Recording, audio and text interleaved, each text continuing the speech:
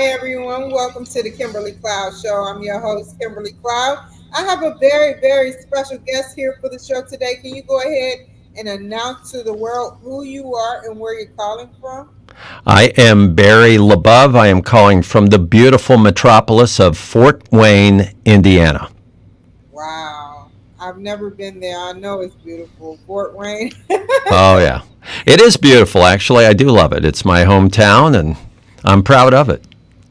Cool. Can we go ahead and talk about your extended past leading up into your present? It's no minutes drawn on that. Sure, I'd love to, Kimberly. I came from the East Coast, Philadelphia, so that's why I'm a Philadelphia sports fan. So I love baseball and the Phillies and all that. But I grew up as a creative kid. I learned how to play drums, played with my brother in a band when I was 14 years old. At that point, I really fell in love with the idea of being creative, expressing myself. So traveled through a lot of different rock bands, had songs on the radio, song on the Billboard charts, song on American Bandstand, one music video. My music was not super successful. We sold well under 1 million copies of our music, but we had a great time. It was a great learning experience. And then I started to also dabble in running a company. And so I was writing jingles, those irritating little ditties. And then one day, tragedy struck in my life. My father passed away. And I had a defining moment, Kimberly, and it was, okay, you know what? You're not guaranteed that you're going to live forever. So what do you want to do? Stop compromising and focus on that. And so I decided to focus on my business and retired from the rock band career and never looked back. And I thought for a moment that I was selling out, but I wasn't. I was finding a new outlet for creativity. After that point, the last 30, 40 years of me doing this, we've had wonderful clients, small and large, Macallan Scotch, Steel Dynamics, a company called Copperworks, Harley Davidson, Audi, Mercedes-Benz, companies like that. So it's been a great ride. Okay, and tell me more about like you have these large companies, yes, but you help clients do what in particular? I help them determine and discover what makes them unique and then celebrate it. First internally with their employees, which is the most important step, and then with the world. I believe that we all do one, two, three, some small amount of things in a unique way, a distinctive way. And instead of changing to conform to be like everyone else, we need to be able to stand up, stand out, and then celebrate what we do. That's how I help clients. Kimberly, I kind of look at it as I look for magic. I can discover the magic in what our clients do. And it's very positive. It's very rewarding for me personally. Well said. And before we get more deeper into that, I want to kind of like rewind and talk about you doing you celebrating or um, being with American Bandstand, or playing on American Bandstand. How was that for you? How did that feel? Because that is Well, a big accomplishment, whether you were big or not. our music was played on there. They did not have our band, but they played our music, and it actually did quite well. It was a point of pride. I was probably quite shocked, and I was proud. I was humbled. And I also was realistic that it doesn't mean your life changes incredibly. So, hey, we were on American Bandstand. Okay, great. Enjoy it. Okay, let's move on. What do we do next? That's how it was for me. It's not like that was the accomplishment. It was a milestone along the road. That's how I looked at it. And what music did you incorporate in that particular song that made it a hit? That song originally was a ballad, a very slow song that I wrote with my wife and one of my very good friends who was in my band. And I had taken it to New York with my wife. We were trying to get it published, and the publisher there said, this song would be good if you sped it up and made it a rock and roll song. So I thought, okay. So I came back to Fort Wayne, Indiana, got my musician buddies together and said, okay, somebody said it's good, but kind of had this suggestion / criticism that, hey, make it faster, get it into a rock and roll vibe. Let's do it. And we did. And that was the most popular song I ever wrote. It's not my favorite song, but it's the most popular and successful song I've ever written in my life. And LaBov Marketing, Communications, and Training has helped a lot of good key players, which means that once you celebrate and once you get them to be different in a good way and you celebrate that, what do they get out of it? Like, do they get a better job? Do they get a better career? Like, how does that work? Well, that's a great question. What is really part of what we try to do, and we work with big companies, small companies, and this also applies to solopreneurs, somebody that works on their own or isn't even an entrepreneur. You have to realize that in our world, we are pressured to become commoditized. We are supposed to be like everyone else. We're supposed to dress, look like everyone else, charge like everyone else, offer what everyone else does. And we have to realize that the longer we do that, the less we are authentically ourselves, whether it's a person or a business. So what is the value in this is, instead of trying to be something you're not and dealing with all that stress and the anxiety, what this does is it says, look, you're not perfect. You're not going to be all things to all people. Your brand won't be perfect for everyone. But you know what? You do a couple of things. Could be 2 or 3, 4 things that are unique. How about let's honor those things? Let's name them. Like those of us who have children, we don't name them child 1, 2, and 3. They have names. They have identity. Well, let's name our differentiations. Let's name it. And then let's be able to express it. And then, as I've said several times, let's give the people that are involved in our company some reason to feel good about it. Give them some significance in the difference they're making every single day in our company. Now, when you do all of that, you say, well, what are all the advantages? Well, number one, if it's a company situation where you have a brand, your employees are going to be happier. They're going to be less likely to say, look, I'm just plugging in a wire harness or tightening a bolt. That doesn't matter. They're going to say, hey, wait a minute, I'm saving lives or I'm helping people with what I do. So that's good. Another advantage is they're more likely to stay. And they're also more likely to do a better job. So all of that is going on. And then another wonderful benefit, I could go on, but I won't, is that your customers will sense that the people really care, that they actually get it. They're going to go, wow, this company is unique. They're special. There's something. They're drinking the Kool-Aid there, boy. I'll tell you, they love what they're doing. And you know what? If you add all that up, Kimberly, that's a really good life compared to the opposite of, okay, look, we're like everyone else. We got to be cheap. We got to push it out the door. It doesn't matter. We don't care about the clients. We don't care about any of that. They don't care about us. I can't wait to get out of here. It's just a far better life. Well said. Do you feel like the rest of us, when we learn psychology, or no, let me rephrase that. Do you feel like psychology plays a role in what you do? I think it plays a big role. I was going to be a psychologist when I enrolled in college. I later changed the path, but it's all about people to me. And I think it is psychology. We got to realize, whether it's in marriage, whether it's in friendships, or whether it's in business and brands and products, we're not going to be perfect for everybody. And, ideally, I was lucky. I found the ideal partner in my life, and I've been married to her for 40 some years. Okay.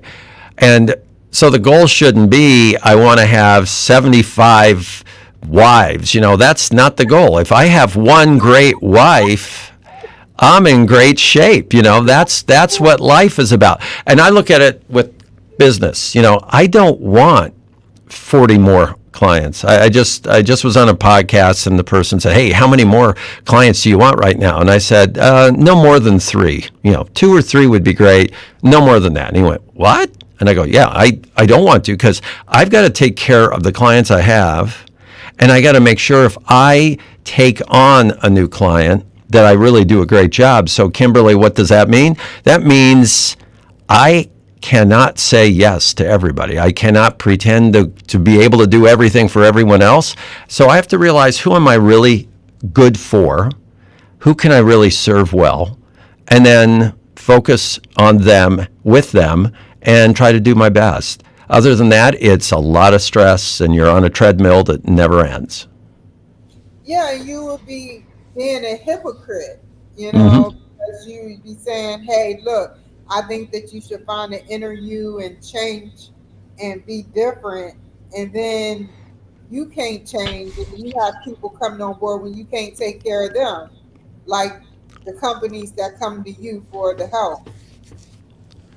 Right. I think that, again, whether it's individually or whether it's a company, and believe me, I'm not speaking like I've had no temptation in this area, but I think we have to really, more often than not, say no than, "Oh yeah, we can do that, we can do that." And when I started my business, I started from scratch. I didn't have any clients, and every day I woke up, there was no momentum. I had to run, run, run, push, push, push, go, go, go. I fell asleep at 9:30 at night, exhausted, woke up the next day, rinse and repeat. And as I've gotten older, I've realized that, I can be a little smarter than that. And if I am smarter than that, I can be a little more discerning. But to be that way, I have to also appreciate what I do that is unique. And like I mentioned to you, there's only one thing I focus on, and that's differentiation. That's what I do. So in my case, I'll talk to clients and I'll explain we have a process that nobody else has. It is unique. It is a differentiator. If they say, "No, that's okay, we can get that anywhere," I go, "Great, great," because they don't appreciate what I just said. Now, it's not personal, but they don't need that. They don't think that's a big deal. Well, in essence, that's good news for me, because otherwise I could have wasted my time, wasted their time trying to please them when it's really impossible. So I think the better we can focus on what we do well and then focus on the proper people who will appreciate it, the more likely we will be happy and successful. Now, how long does this program or project last before you start seeing the results of success? Well, that's a great question. Our process, a client will say, "Well, how long will it take to get from this point to that point?" And normally it's 6 to 8 weeks that it takes us to do it. But here's the secret: we engage all of their employees right away. So we just finished an engagement with one client, and the very first step within 2, 3 weeks was a jam session, as we call it, because of my rock and roll days. Jam session meaning you get together and you're creating ideas and you're collaborating, you're having fun, and you're experimenting. Well, we invited every employee. So they had, in that case, 55 employees. And they gathered around. We shared what the vision of the process is, not what the end result is, but we said we're looking for what makes you unique. We're looking about how in 3 years you can be the most successful and happy company you have ever been in your lives or could ever be.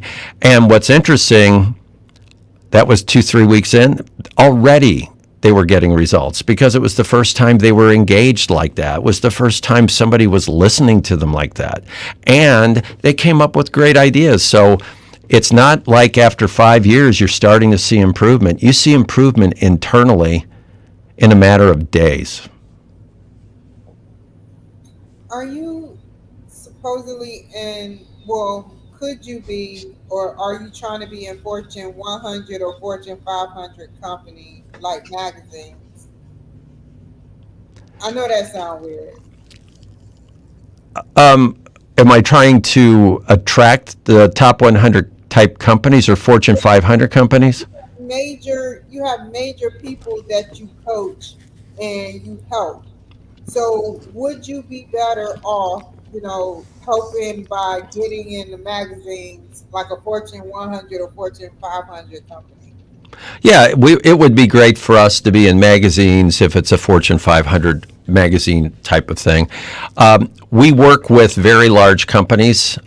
We also work with some smaller ones. It's not the size of the company itself, but it's more of the willingness and hunger of the leader that we're talking to. So we've worked with some pretty small companies, but they're hungry to grow and they're ready to get going and they're willing to be vulnerable. And we have a lot of fun with them. I mentioned there's a company with 55 people. At the same time, we're working with a company with 16,305 people. And I don't enjoy one more or less than the other due to the size of their employment.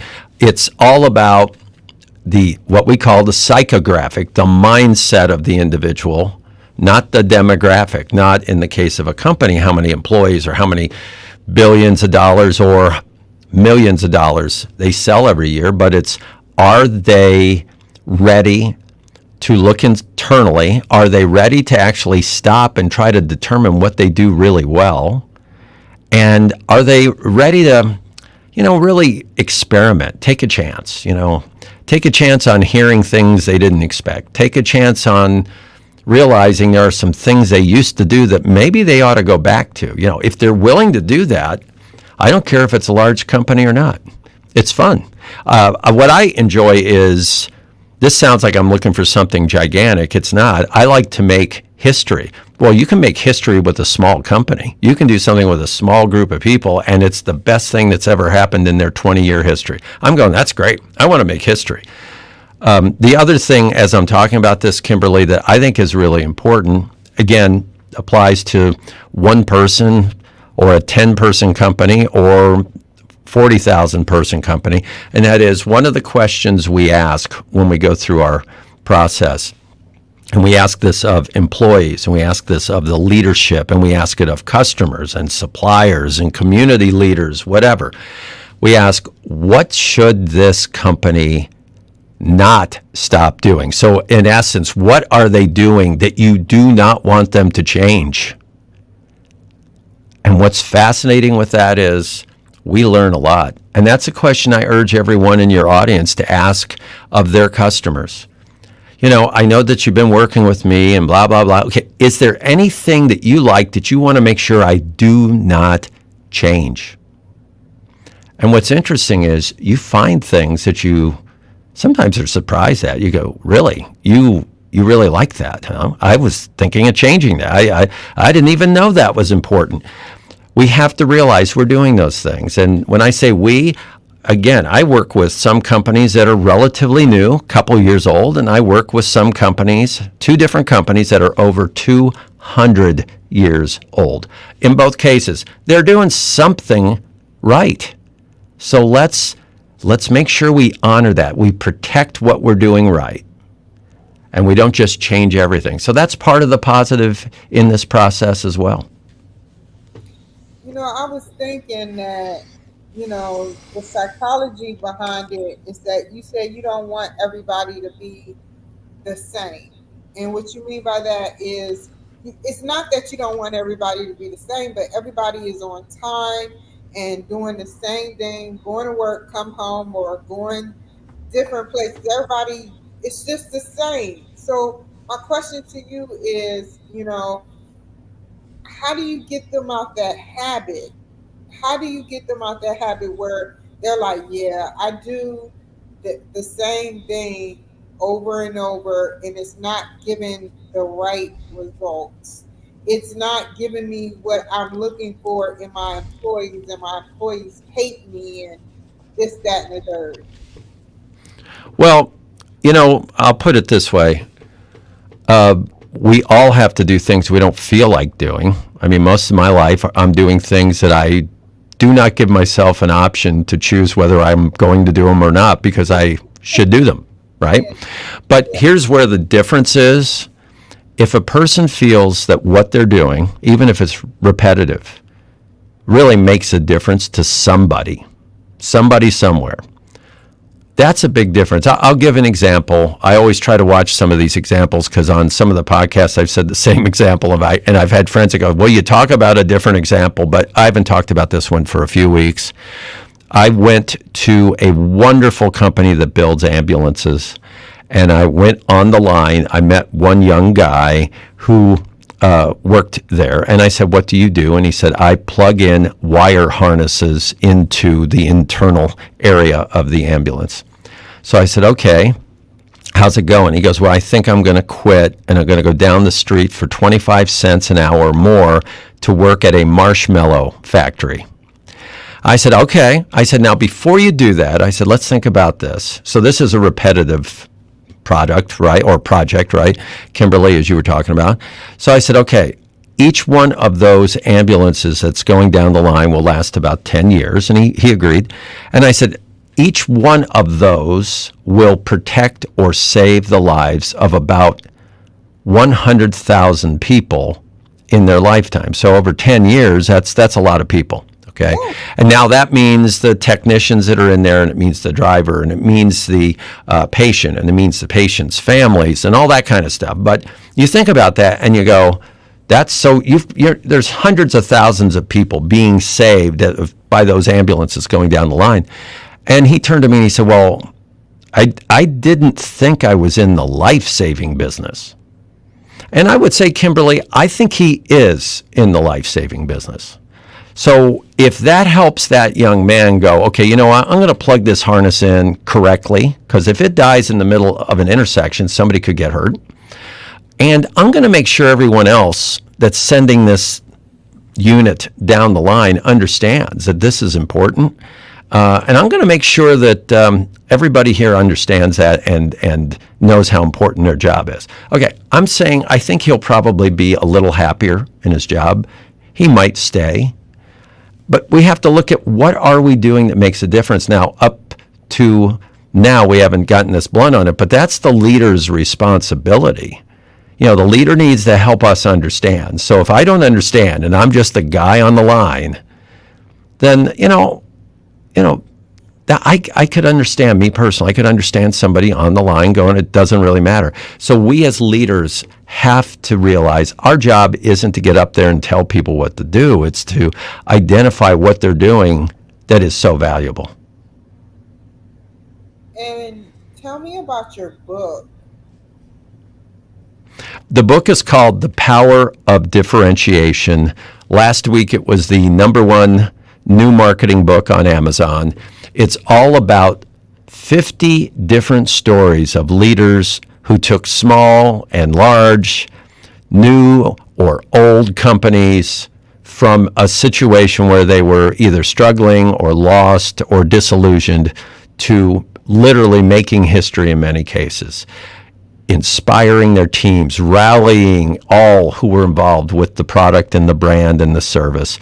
It's a very uplifting book.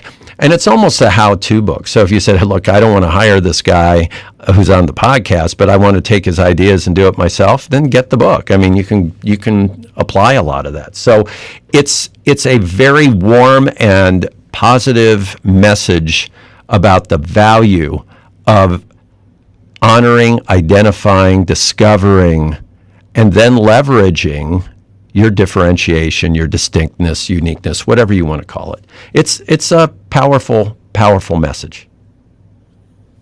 And well said. Where do you see yourself going in the future?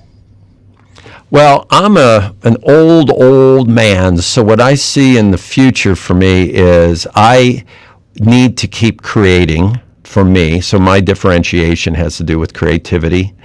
So as long as I'm creating and I have something to focus on that is inspirational for me, from that standpoint, I think I will be of value to people. So going forward, I have a company that I'm a co-owner in, which is great. I may end up writing another book or collaborating with other people on future messaging. So that's what I'm looking for. My end goal from the book, Kimberly, is to inspire 1 million people with this message. And that's why I'm on almost 100 podcasts just this year alone, sharing what the message is. not trying to sell 1 million books. It's trying to inspire 1 million people with the message. Have you ever thought about using artificial intelligence to create the more of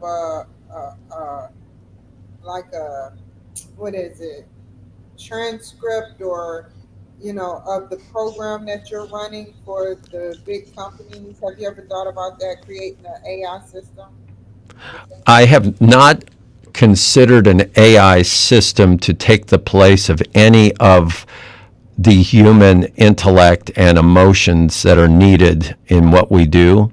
We do use AI and other technology in our creative processes to create brand new thoughts, brand new ideas, potential breakthroughs in thinking, but we always own them. And what I mean by that is we'll get a lot of different ideas, but we do not send something to AI and say, okay, put this together, and then take what AI has and then say, okay, there's our product. We will not do it. And it's not out of pride. It's because AI is incredibly fast at doing incredibly mediocre work. Now, what I'm saying is, if you're a creative person and you only do mediocre work, you're in big trouble, because AI can do mediocre work in seconds that might take a person days. But if you're trying to do something that is transformational, something that will change lives, something that is from the heart, the human element must be in there. So I cannot imagine taking AI and applying it to what we're doing here and stepping back and letting it take charge. It just wouldn't do justice to what we have to do. I kind of see what you're saying when you say that. That makes 100% times infinity times Googleplex sense. I just, but I Yeah. just get to, I feel I'm glad that you're using it, but like you said, it does make mediocre work. So yeah, Yeah. AI, it's not original. It's not supposed to be. yeah, And it's like the greatest search engine on earth, and then some. But when we work with AI, it is back and forth and back and forth. I guess for me, Kimberly, one of my issues is I can spot AI writing along far, far away. Okay, so when somebody sends me something and it's written by AI, I'm going, oh boy, here we go. To me, I'm not upset somebody turned to AI to write something. I'm upset that they didn't correct it and make it better. That's where I'm upset. I'm not angry at AI. AI did whatever its job is supposed to do. But to me, come on, we're humans, and if you really want to connect with humans, it should not sound like a computer talking to you. well said. And how can the people reach you? They can reach me in several different places. LaBov, which is my last name, LaBov.com, or my personal website, barrylabov.com. You can connect with me, set up a meeting. You can ask me questions. You can download some free documents. It's all there. Nobody has to leave their email if they don't want to. And the other thing is, you can go to Amazon and buy the book and leave a very honest review, because that's what I'd like. I'd like to have honest reviews on Amazon, so that the algorithm of Amazon knows that, gee, people are actually reading this book. So I think that's great too. So lots of different ways. I'm not looking for transactions. I'm looking for an opportunity to help people. Thank you so much, Barry. Stay on the line. Don't go nowhere. Thank you, everybody, for joining the show. You take care, be safe, and I'll see you guys next time. Bye.